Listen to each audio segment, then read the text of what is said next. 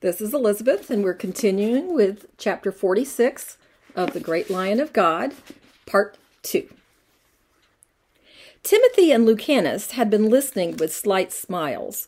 Saul said, "I will pay anything for such a feast, but if one thing fails to meet the test, I will not pay for the dinner. Hence with you, rascal," and he clapped the innkeeper heartily on the shoulder as the man turned away. "He is a liar, of course," said Saul. "He will send his scoundrelly sons to the best inn with baskets and will serve his embezzled dinner to us for an enormous price. No matter, it is not every day that you arrive, Lucanus." He hurried away to bathe and to remove his dusty long tunic for something more suitable. Timothy would have followed him, but Lucanus laid his hand on his arm. "I have dire news for Saul bin Hillel," said Lucanus, "and I do not know what words I must choose or when." Timothy nodded and replied, "I suspected such, Lucanus, but my mother, may she rest in peace, always declared that a man can bear grief with more fortitude if his stomach is filled. As a physician, I do not recommend that you break evil news to a man with that full stomach, for it may give him a seizure of the heart. It is better that he drinks." Timothy considered. "I have never seen Saul drunk. No, not even on Passover or the New Year, when drunkenness is condoned as a celebration. He has attended weddings and drank but half a cup of wine. He is very austere." "I have in my pouch something I will drop into his whiskey when you gain his attention for a moment," said Lucanus, "and another to follow in the wine, which increases the desire to drink it. I know he is austere, so he will not eat to satiety, and the pills will restrain his emotions for several hours, and then we will renew them."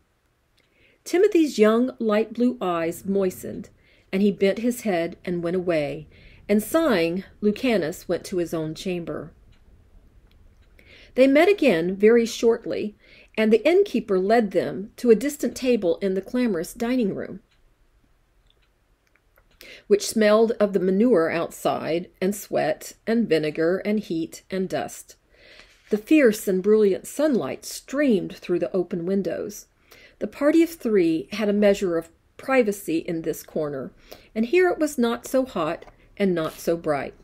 Saul seated himself between his friends, and again his face glowed. "Tell me all," he commanded Lucanus. He looked suspiciously at the 3 small cups, tarnished and greasy, which the innkeeper put before them with a flourish. "The best Syrian whiskey from a secret place in my cellar," said the innkeeper.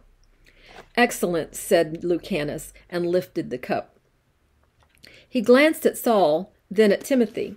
"Timothy, you are the youngest here, so I beg of you that you give us a toast, for on this occasion we shall honor youth."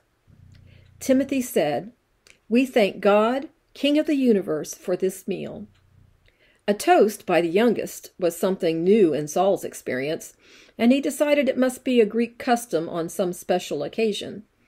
Timothy had never dissembled before, turned very red.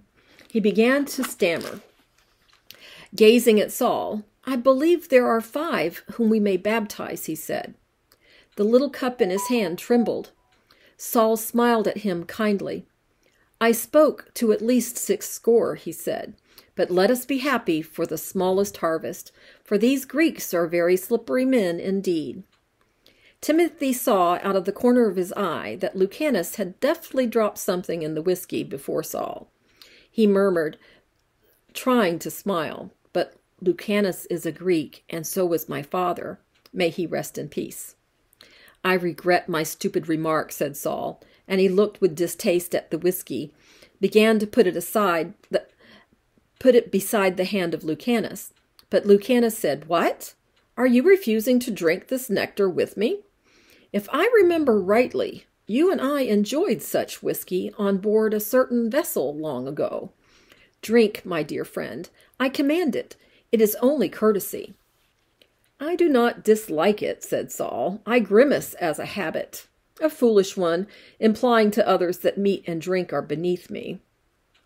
And he laughed loudly and roughly like a boy, and others at a distance, hearing, turned and stared at him, and then laughed also, for it seemed to them that Saul must be drunk. In their turn, Timothy and Lucanus forced themselves to laugh, not entirely without true mirth, for Saul's ridicule of himself was disarming. He drank the whiskey, looked down into the cup, and said, "This does not taste like Syrian whiskey, as that rascal averred. It was probably illegally distilled somewhere in the hills of Macedonia, and the Roman customs stamp forged." "A merry practice of my countrymen, forgery," said Lucanus. He poured another cup for Saul, who drank it and said, "It improves." "I have observed that about whiskey," said Lucanus. "Ah, here is the wine. Let us taste it and see if it is as promised." The innkeeper, with many gestures, wiped the inside of the cheap glass goblets with a fairly clean cloth, and poured the wine as if pouring a libation on an altar, and the others watched, fascinated.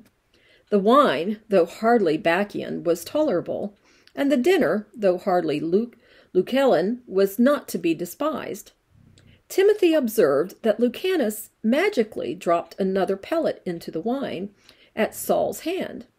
When Timothy asked a question of the physician, and Saul looked intently at him, for the question was clumsy. Saul ate sparingly, and as usual, he drank but copiously, and now a deep flush was on his face, and his blue eyes opened wider, as if the lids had relaxed. He said to Lucanus, "You have not told me what has brought you here, not where you have traveled, for I have not had a letter from you for over a year." Lucanus said, "I have traveled in many climes and cities, and have found what you yourself have bewailed: defectors, schismatics, dissenters, and complacent fools, self-ordained oracles who interpret our Lord to suit their thought or their position or their vices or their virtues. And often I do not know which is which. As Cicero has said, there is nothing so absurd as what some philosopher has said it." And this, alas, is notably true of the members of the church. There is not a little obscure bishop in some dusty town who cannot tell you exactly what was meant by this parable or that, and smiles superbly when you mention the Jerusalem community and Peter, who is the bishop of all. Our Lord did not abrogate the law of human nature, which remains as pig-headed and as egotistic as ever, and arrogates itself the divine prerogative of defining divine law. One conjectures at times if these little men do not sometimes lecture God before permitting sleep to overcome them at night, and sternly call to his attention some error which they wish to be corrected at once. Lucanus's expression was so dismal that Saul laughed. He did not know it, but he was laughing at almost every remark now, and Timothy watched him dubiously, wondering if Lucanus's pellets were not too efficacious. "To paraphrase Caligula," said Saul, "I would that the troublemakers had but one neck." "Fortunately," said Lucanus, "I am a physician, and nothing surprises me overmuch about man. We know that the church will survive, and the gates of hell will not prevail against her, for has not our Lord said so?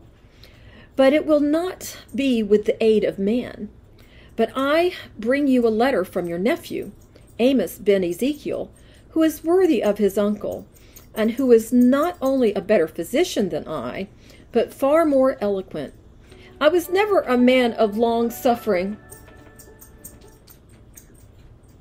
but Amos is not only patient, he has a sunny nature which wins hearts."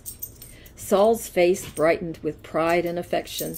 "He resembles my father," he said. He spoke fondly of his sister, the widow Sephora, who now had only her children, and one of them an evangelist. "I shall visit her soon," he said, "for she is lonely, and we are young no longer." Lucanus spoke of his travels and of those he encountered, and the perils he had known, and Saul listened with avid sympathy. The harsh lines of his face melted away. He drank another glass of wine, and ate of the cheese and fruit and bread, and listened with all his attention, and Lucanus watched him covertly as he spoke. Saul's weariness appeared to have been banished. A certain serenity and calm, foreign to his nature, had taken possession of him, a certain loose passiveness of hand and shoulder. And he found remarks of Lucanus's amusing rather than irritating, when the Greek referred frequently to the obduracy and rebellion of the scattered churches, and the resentment of the elders when he, Lucanus, tried to correct them, and the knowing smirks of the deacons.